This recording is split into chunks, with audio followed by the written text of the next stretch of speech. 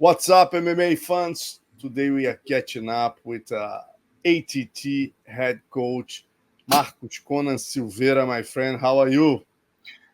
Very, very happy, extremely happy.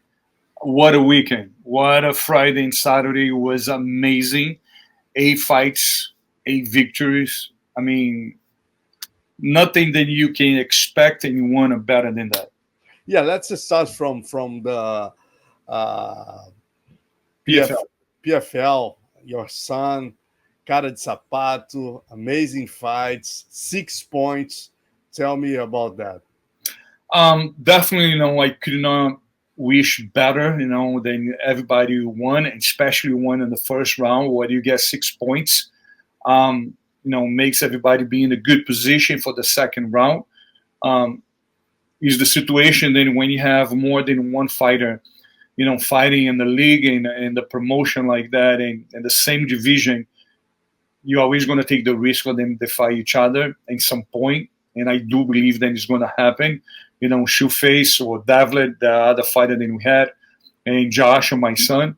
But I know, let me enjoy the 6 points, from last Friday, and I'm going to think about it in the next round. Great, Conan. What about UFC 300? You have Kayla. Who else? You have Renato Moicano. You have Kayla. You have Tsarukyan. Let's start And, from Kayla Harrison. and Bo Every, Nickal. and Bo Nickal, of course. Yeah. Many people thought she couldn't get the straw no bantamweight division, and she got it.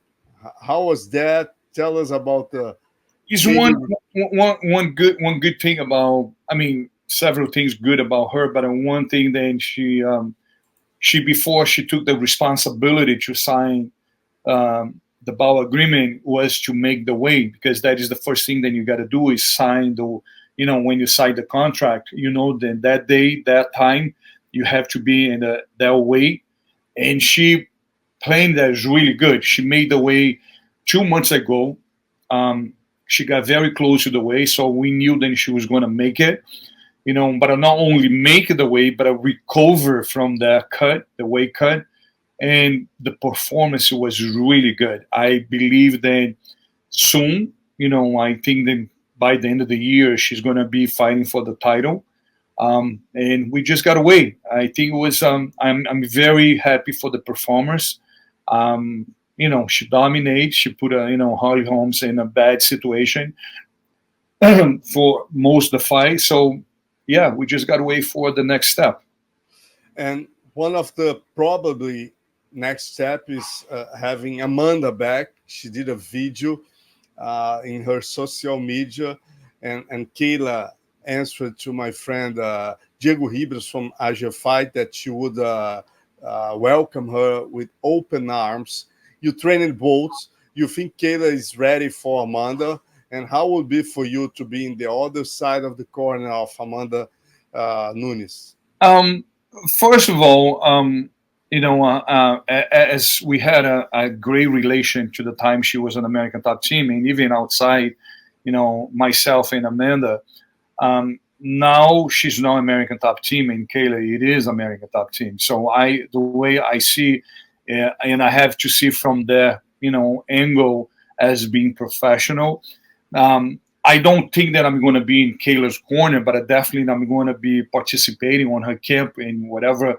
Mike Brown is the one that the ones that conduct her camp and her training, but I do indirectly, helping him.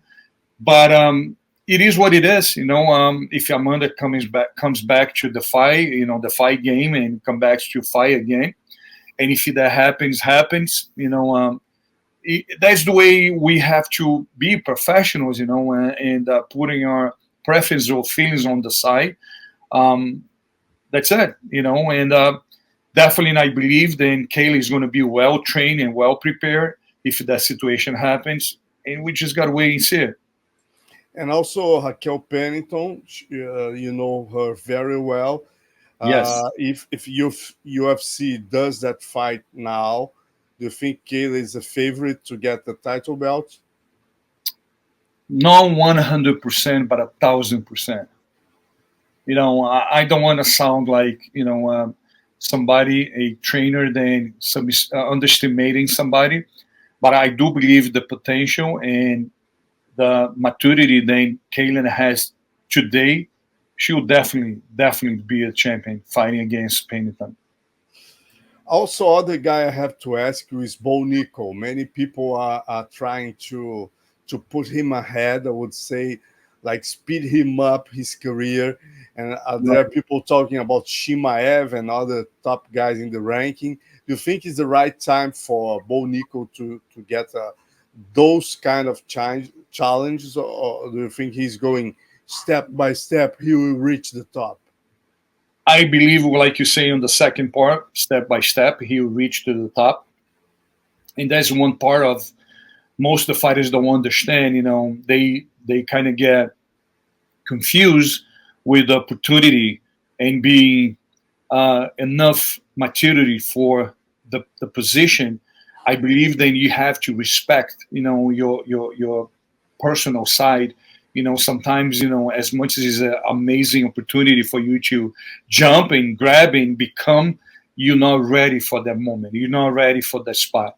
And in my personal opinion, I believe then Bo, it is a fighter that is going to make, a lot of noise. He's going to be bothering a lot of people in that division, but not right now. I think that he has to wait for the process to be ready for that moment.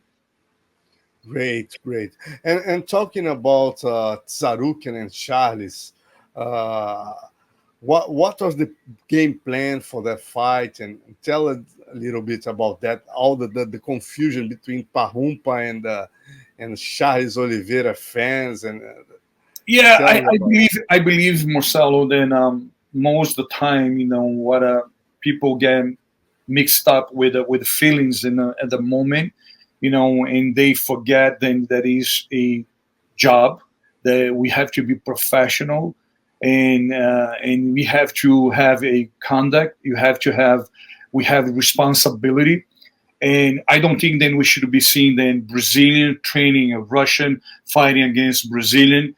It is the question then, we are in the business then. It really doesn't matter where you come from, what country you are, what color you are. We don't select fights. We don't choose the fights. The fights are offered to us. If you take it, you're gonna fight, and we definitely 100%. That's something I can say in my behalf and Pahupa's behalf, in America Top Team behalf. We don't have anything against, the Brazilian, the people that goes for Charles and his person and the team. Nothing. I mean, I have more than just respect for him. I think he's amazing fighter. He's definitely one of the best, fighters one of the most dangerous fighters on the 55, or the 70 kilos division. But we just got to understand that as much as you go for the guy and you share for the guy, sometimes it's going to happen. Arman was well prepared. He was well trained. We knew then that situations that you saw happening on the fight, Arman was very aware that was possibly is going to happen. The guillotine or the control on the ground, even on stand up, Charlie is not easy. He has a good reach. He knows how to do it. He has a great team behind him. But was a very smart fight for a month. And how do you see him disputing the belt? First of all, you have Dustin Poirier facing Islam Makhachev, the champion. How do you see that fight going? What's the plan to beat the champion? Dustin brings a lot of experience, much more experience than Islam. But I know Islam comes with, the new generation, with a lot of different training. I definitely think that Dustin, is going to bring him. He's going to bring a heat. We've got to be any fighter that fight Dustin Poirier has to be careful. He has hands then, especially being southpaw. He has hands that is going to be, very dangerous to anybody. But like I said, Islam. I mean, the level of MMA, especially Poirier against Islam, it is hard to say. It's hard to say, hey, how the fight's going to go. Like I always say, it's not how much you do, it's how less mistakes you have in the fight. I see. Yeah, and talking about the next belt you're gonna dispute with Pantoja. You guys are facing Erceg in Rio de Janeiro. Pantoja is a local. All the cheering will be supporting him.